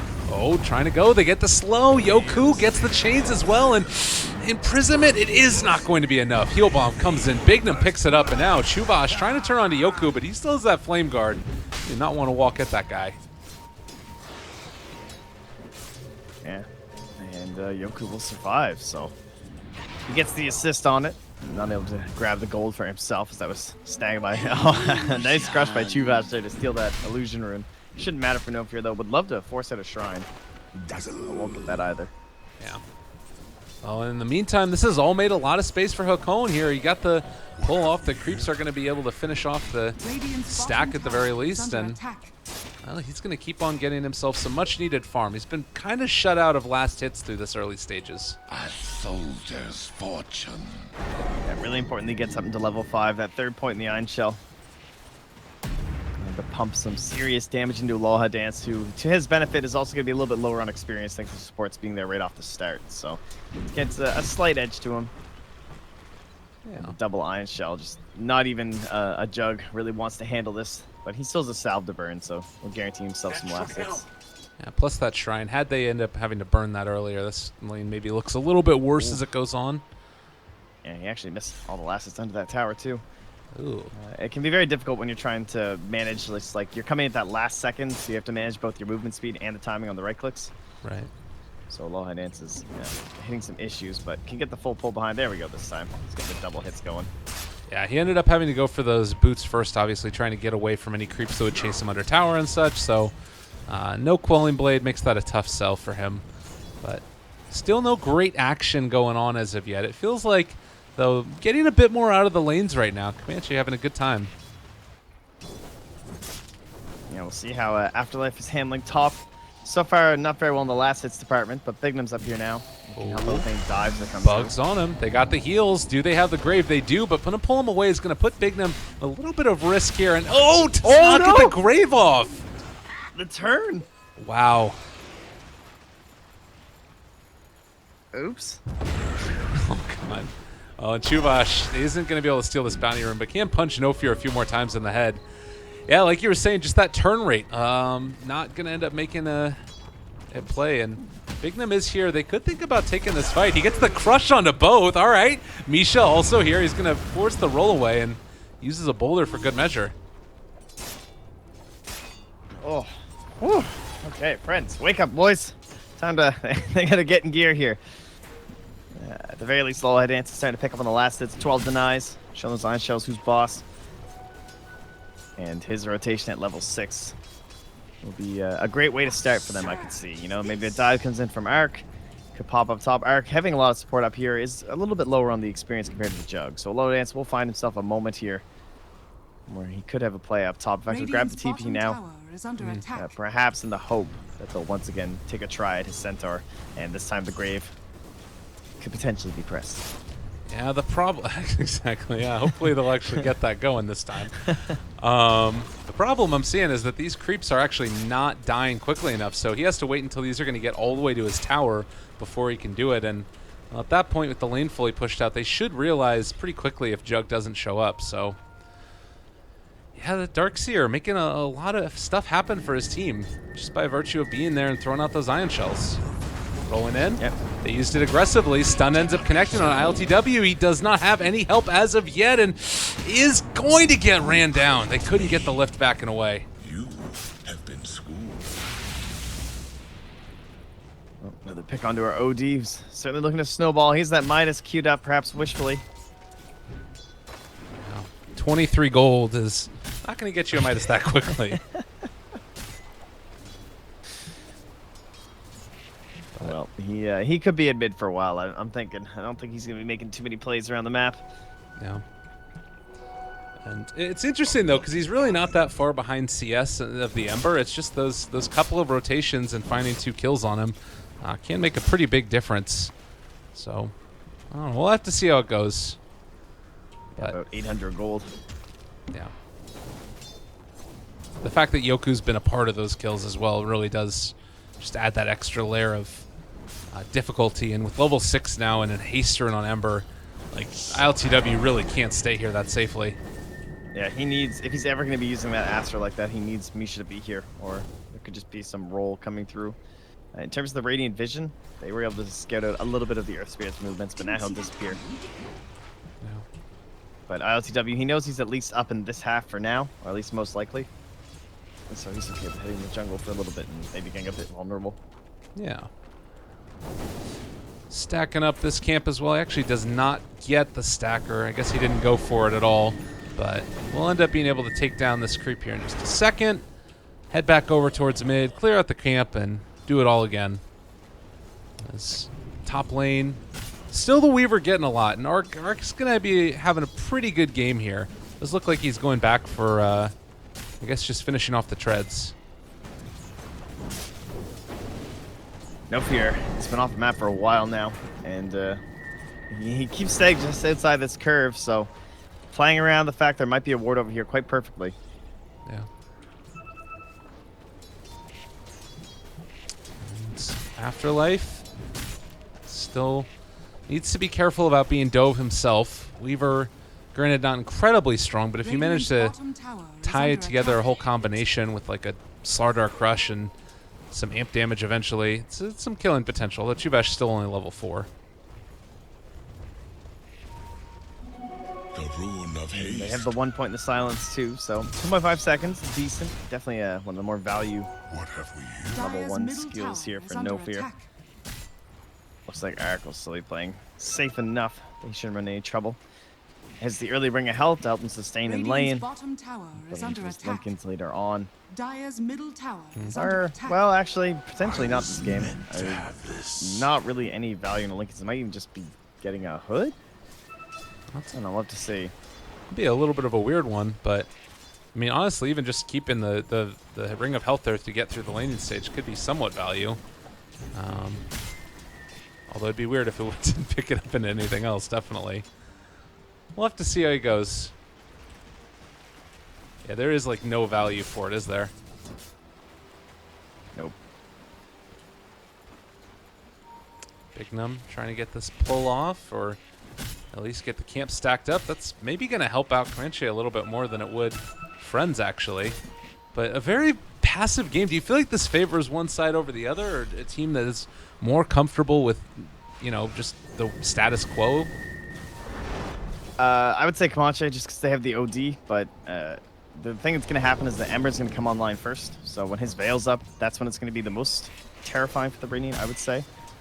But once again, the benefits of Darkseer showing the fact he's been pushing this wave, and now Jug is just gone. Nowhere to be seen, so likely rotating top. They'll have to play it a bit cautious, but this is the smoke play with the Omni Slash, and Deceptive rather unlikely to rune of succeed. They do have the invisibility. Stampede, though, to try and help this along. There- Silence could be very key here. You from can No see Fear. they're using the skin in the mid lane because that's where they expect the rotation to be. But maybe they take down Misha. Misha's going to back out into the trees as well. Arc playing it safe, and they use the Omni Slash. Catches on the ILTW, who rotated bottom. Now also going to be able to find Misha. Oh, wow. That was a really questionable movement, but wow. Radiant's top tower is under attack. Yeah, again, the vision a little bit weak there for Comanche. Dire's bottom tower Not is exactly under sure what was attack. happening through this area. Currently, their only ward that's up is Radiant down bottom. structures are fortified. And with this great Radiant's observer top placed tower down as is they were under doing that attack. gank, despite being revealed in the smoke, Dire's they bottom could tower see is the under Radiant, and attack. the Radiant cannot see them. So, No Fear was just kind of makes it in range there, but yeah, ILTW going down quick to an Omni, needs another death for him. He's further slowed down here, and still a ways away from that Midas he's been eyeing. Should just teach him. Just don't go to a lane. Just stay in your jungle, buddy. It's time to hang out. Think about your life choices. We'll get back to you later. You end up having that up and online. Still does feel like it's a hero that you get that Midas up and start getting a couple other attack speed items that can completely demolish the lineup of Friends. There's only the couple of those end heroes there that are heroes with high end, I should say, who can really survive a Sanity's Eclipse. Well, as well through all this passiveness, Travash has done pretty well for himself. Considering he's 0-0-1 on support Slardar, it's an impressive amount of gold here. And as Hakan just keeps pushing and pushing that bottom lane, providing information to them, has done a ton of damage to this tower, considering a single hero hasn't hit it. And Yeah. he just continues to abuse these two camps, push the lane, find out what the hell's going on, and he's even got the helm once again this game. He's going to scout out, and he'll be doing the same build right into the arcane boots. Dire's top tower Yeah. is under attack. I was a little bit questioning of it last game, but it ended up working out great. Fortified.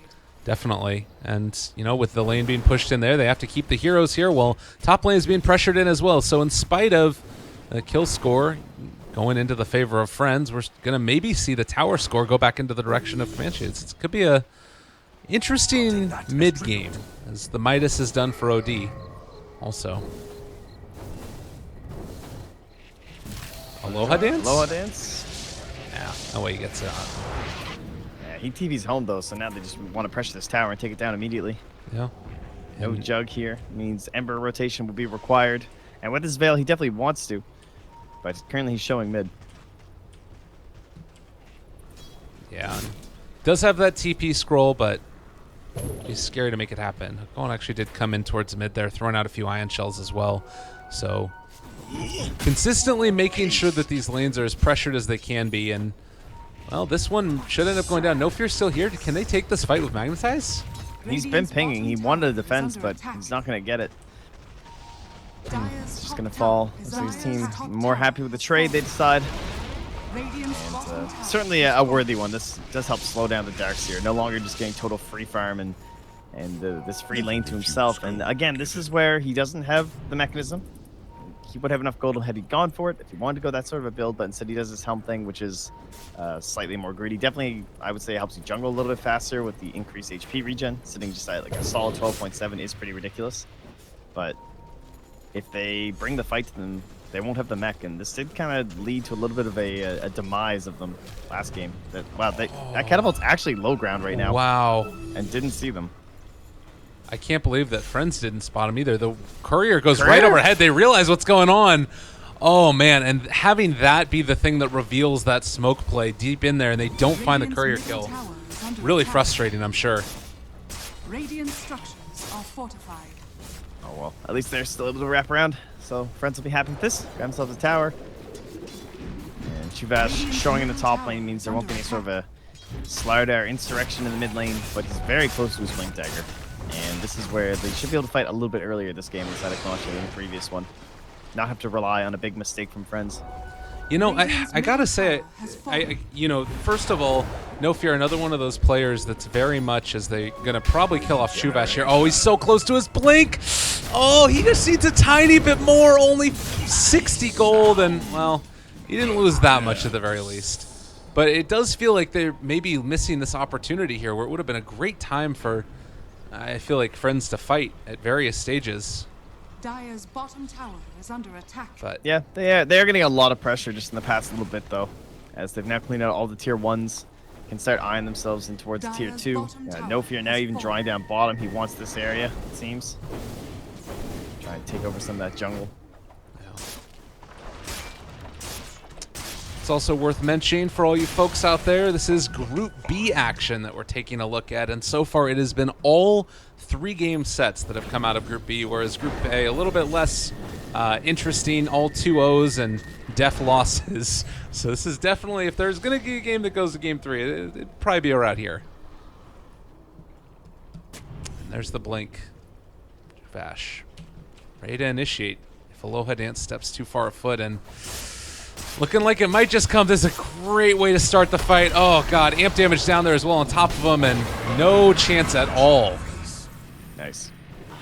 Good chain there from Comanche just to ensure a single spin, and he would be off to freedom, unless the right clicks were enough to bring him down. So, well played there. And then an immediate smoke, too.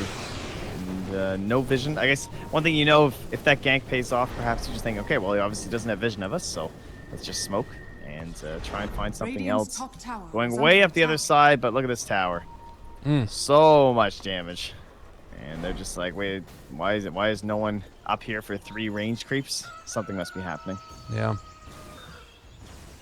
Although, that being said, Yoku, does he have a Remnant? He doesn't have a Remnant out right now. Does throw one. Just going to continue the chase. Amp damage on top of him. They can't catch up.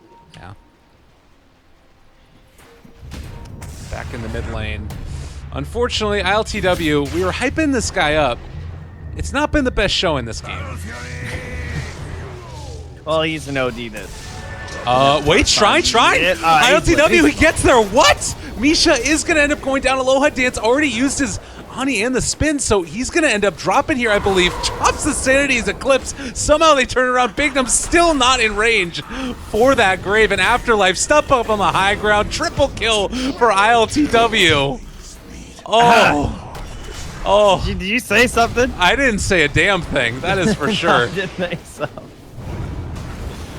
Well, that was definitely more so. I would say a lot of it, his allies making some big saves and a lot of work there to even get the cliff to happen there. Dire's Nice middle vacuum tower play. is under attack. Wow. Dire's structures are fortified. Just when you expect it to go wrong, it ends up going oh so right. Or I guess it depends on which way you're looking at it, but. And he still has a decent amount of stolen damage here, but it is an Ember. Dire's middle Yoku will be fine. tower is under attack. Dire's middle tower has Mid fallen. lane is where the real action happens, and they take down the tier 1 tower. And again, it's one of these situations where Friends, they look strong, they look really hard to deal with, and they're kind of just like a mixture of not making the correct moves and also just not making one move altogether as a team. Like Aloha Dance getting picked off down there at the bottom while the rest of his team was sort of showing up. It all feels a little bit disconnected. Yeah, and that last play just a bit too close to the shrine in that case, where he's like, oh, it's such a tempting pick. It's their mid. He's all alone. We can definitely blow him up fast enough, but damage not quite there in time. I guess, was the Omni Slash held as well? Maybe it was just coming back from cooldown or something, but the OD he did must get, have. like, yeah. So either he held it just thinking, okay, we get this kill for sure, and that really cost them, because then he, like, tried it on the high ground and was only able to bring down someone else. But either way, turned out very well for Comanche. Yeah, I'm very pleased with the scenario. he had already used his Astrals, so you would assume that he would have had the OD or the Omni Slash available, but it might have still been on cooldown or something. If he did hold it, it was definitely a mistake, but I mean, it's so hard to tell in those instances. Oh too. yeah, no, he definitely looked dead. I mean, you were like, yeah, he's dead. Like, look at this guy. Yeah. He's an OD all by himself. How's he gonna live here? But just barely eked his way up to the high ground. I mean, Nofia is gonna leave, so Yoku on his own now. Don't get much to Arc here, who, as noted, just gonna keep the ring of health as it is. Definitely could be valued later on in terms of a hood if you wanted to grab him for himself. But that is a lot of investment, but there is plenty of magic damage as well coming from Centaur and Ember this game. So he can just kind of play it by ear. More importantly, he just wants to stack up into damage. And the Deso, not even too far away, but 800 gold left for him. Yeah, it would be great to pick up. Oh my god, you can see the writing on the map there as well. Somebody's a little bit upset about the situation currently. Not sure who that is, but it's interesting sort of reading the mood of a team based off of their map pings and stuff. I feel like you can tell a lot about a team from that. For sure.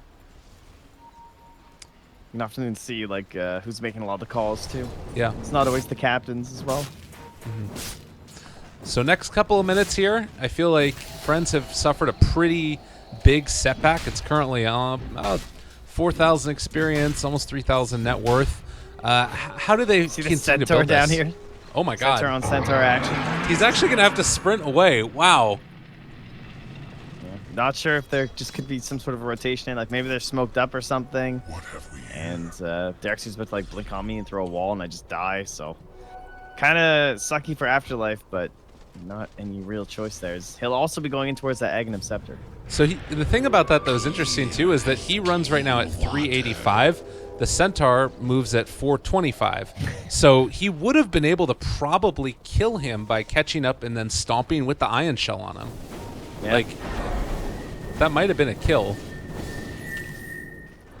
Damn. It's a really nice use of the Helm Creep too, not just for the vacuum combinations, as we should be getting a couple more of those, by the way, as the Blink Dagger now comes up. Good time to smoke for the rating if they would like to. And Deso as well. Yeah, they definitely want to fight right now. No, they're very strong. So into the Roche Pit. Just head on in. Why not? What are they going to do about it? With double minus armor coming out. And it stacked with the Deso on top. Yeah, they do reveal the Deso there by going in, but they haven't revealed this Blink Dagger from Akon, and there's no vision of it. They're going to roll in immediately, trying to take this fight. They get the Magnetize down onto 2. The Vacuum coming in, only connects onto 1. It's only No Fear, but he is going to drop, so no more Earth Spirit in the midst of this fight as they're going to throw down one more jump. Yoku, he thinks about diving back into this one after the Astral is done. The Crush comes out. He ends up going back in a little bit late. There is going to be a Grave on time, and Afterlife also in the midst of all of this. ILTW doing the damage, a double. The 4-staff up to the high ground. 4 dead. Just a beautifully executed team fight there by Comanche. Yeah, and I love the way Hakan held the wall too. He just blinks. He only catches 1 as the jug was spinning, and so he just stomps up at the Centaur instead of just dropping the wall and the solo Earth Spirit. And able to use that later on in the fight, make things a bit easier. Radiant's bottom tower is under attack. And perhaps not quite ready for that Blink Dagger. This Helm build is really good. We've seen it obviously a lot in other tournaments and stuff, but seeing the Ion Shell usage of the creep there to cut the waves, and then also on top of that, like just the quick fingers, it's been pretty good to see this. Yeah, the Centaur actually even changed sides a couple times during that fight. It was stolen over to the dire side by Jug and then stolen right back once again from Hakan. So he's been around. This guy's a seasoned veteran at this point. He's seen some shit. Soldier's fortune. And next it'll be Greaves up for Hakan, the master of said Centaur. Yeah. Oh, there's a creep wave dead and tower damage being dealt, and this is still the problem that you have if you're Comanche, is how do you deal with this Ember Spirit in the midst of these fights? It almost feels as if they're going to need some other, like, because Yoku shouldn't get caught in the big vacuum wall combinations, I would imagine. Is there anything else that, like, do they need to itemize to deal with them, or do you think it's enough just to have, like, Slardar to be able to blink crush on them? Yeah, I think like the blink crush, if he even gets caught once, we still have the telekinesis too as well. So it's kind of a tough game to itemize in that sense, where you don't want to just go for the Lincoln Sphere because then it's only going to help you against telekinesis. Yoku probably just going to have to try and go the skill method and try not to die that way. I don't think they're in too much of a need to like go Scythe crazy or anything like that on Darkseer or the OD, but if he becomes a problem, the option will certainly be there for them. Well, currently about 23 minutes into this one, and towers being taken around the map. Teams just trying to put themselves in a position to, I guess, maybe just... can you think about trying to close out the game pretty soon here for Comanche, or do you just keep going around the same way? Oh, a little unfortunate. He doesn't know, though. Oh, yeah, that's a good point. The Centaur. Yeah, the pings come. Aloha Dance is going to back out.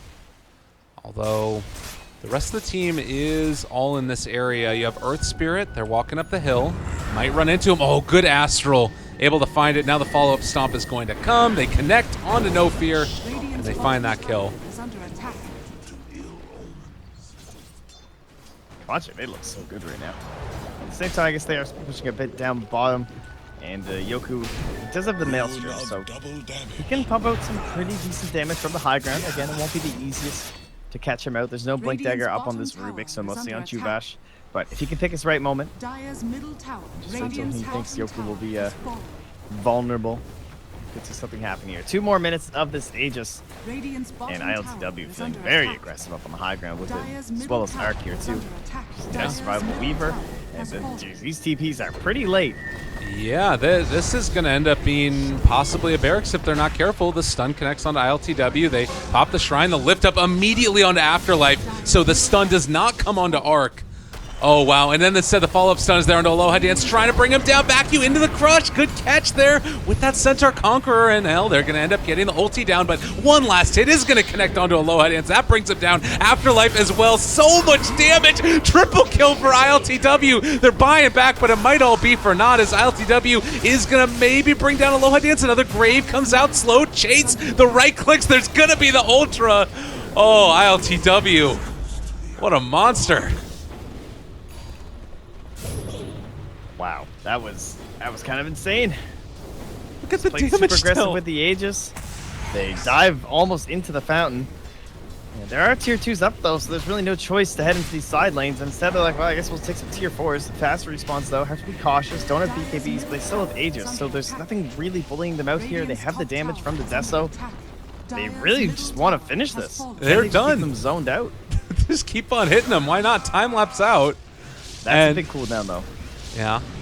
They might think about backing out now. Oh, wait, they got the defusal down onto Aloha. In some trouble. The Omni Slash on the backline is able to find it. Misha, nice turnaround with the stun, the vacuum into the crush. Nice able to jump away there by Yoku, but Afterlife is going to get chased down now. There is going to be another Grave from Bignum. They find that. Another double kill for ILTW as it looks like Misha is going to take Afterlife that time. Dies to Yoku, but still 4 left alive, while 4 dead for Friends. And this might be game. He's just BKBing. That's They it. want this, that's it. That's Friends out at this point, getting knocked out of the tournament. What a way to go. Wowza. Man, it is not often you see a team go for such an early throne, but just feeling so strong. That group up with that OD, I really like their draft this game. I do think it was stronger than the first one, although they managed to win that game as well. This time it didn't really rely on those big mistakes from Friends. They enabled themselves to just use that Darkseer very, very well. I think he played exceptionally through both games on Hakan. A very worthy early pick in the draft for them. Always pressuring lanes, just giving them so much information. You know, before you smoke, throw out some mine shells. You got to figure out if no one's there to defend, then you can start figuring out where they are around the map. It doesn't really give away exactly what you're up to either, because you can just always be lurking behind them too. And it puts this almost like Nyx-like threat in some ways up against Friends.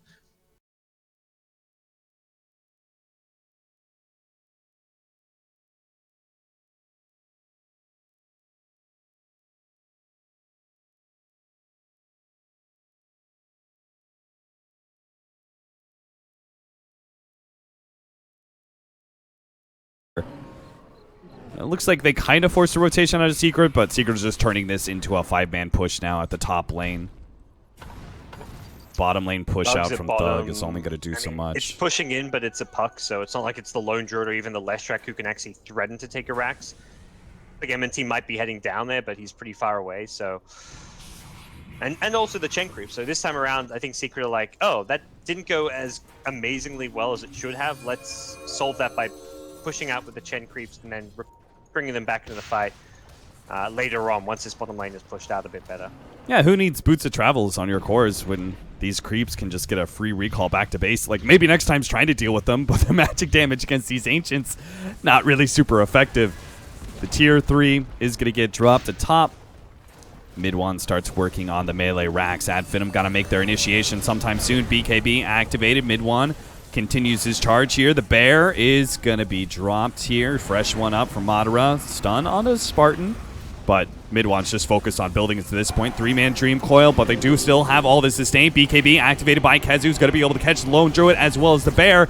Skylark can't do much to stop him besides throw out his ultimate. That will help protect Madara from all this physical damage, and he will stay alive with the help of the Shrine, but it's still the lane of Rax down, and he's still trying to eat through some of these heroes, but he just doesn't output enough damage. Looks like mid one managed to stop maybe next time's push on the melee Rax. The bottom lane picks up that kill. Secret, Pile I Die. He's a tanky ogre. He managed to get a 4-staff away. Madara's going to try and pursue here. He knows the main damage dealer of Secret is gone. This is their best opportunity to find some kills. A heal from Skylark, go back in, a stun on MP. Madara is going to fight this one out, see if he can get as much as possible, but MP gets sent back, and the other two may be too far away for them to catch. Maybe next time slowed down by the Penitents. Puppey does have the help of Kezu. Mid one's now here. He rips into Madara real quickly. Another 4-staff forward. But Madara's movement speed is enough. Maybe next time doesn't have the same kind of advantage here. Assassinate with a heal. Disruption. Secret don't have any sort of initiator to catch him after that disruption. So again, Madara does stay alive here. And he even does have that level 20 talent. So if he goes down here, it'll just be 20 seconds until he's back up. But it's looking too grim, too dark for F.R.I.E.N.D.S. Yeah, it really is. I mean, their base is crumbling. They left the Leshrac bottom. The melee Rax got down to like 300 HP, but the Chen creeps were just delaying him enough. And eventually, they did force the Leshrac back with it. Well, there was actually the sniper send back, which allowed mid one to find the kill with an assassinate. And this game is, yeah, they're getting very, very grim for F.R.I.E.N.D.S. There's not a whole lot they can do. Their tournament life on the line, so they'll play this one out. But realistically, a comeback is going to rely on some incredible plays from them. Oh, the swap. Thug going to be gone on. Madara in a bad position. He's down. 20 seconds left for him. He does have a buyback. I almost feel like it's needed right now because they may be losing Skylark here. He's pretty important. Double Shrines activated. More and more regen going the way of Skylark. Couple of nukes. Spartan can't disrupt him quick enough. Skylark stuck inside the trees. Good for now, though. Secret will start pummeling that tier 3 tower. Madara back up, but they don't have Thug. They don't have their initiator. Secret has so much sustain. Stun on a Skylark. Multicast too. They're focusing on just getting the mega creeps, dealing with the Spirit Bear as well. Madara pursuing out Kezu, but Kezu still has a pipe as well as the BKB. Skylark in the back lines, get taken out by mid one, and that's it. Mega creeps, swap back. Madara, Kezu setting up for more, is going to try and pursue out Skylark, but F.R.I.E.N.D.S know it's over. 31-7 is the end game score here of Game 2. Secret will win the series and stay alive in DAC European qualifiers with the 2-0. Yeah, after dropping down against Na'Vi, this is a good bounce back from Team Secret, who I think a lot of people expected to be one of the top 2 teams in this group, if not the favorite to win this group. I mean, this is the team who got top 2 in the Star Ladder qualifiers to go to qualify for China alongside Team Liquid. So against these very same teams who are playing here outside of Bears. So I think people expected Secret to do well and go far. And now they have a rematch against Na'Vi. Very fitting way to end this group. It was where it all began with that Secret versus Na'Vi match. And we'll see if Secret can adjust and perhaps not run the same draft for a 3rd time in a row to take on Na'Vi. Yeah, that will be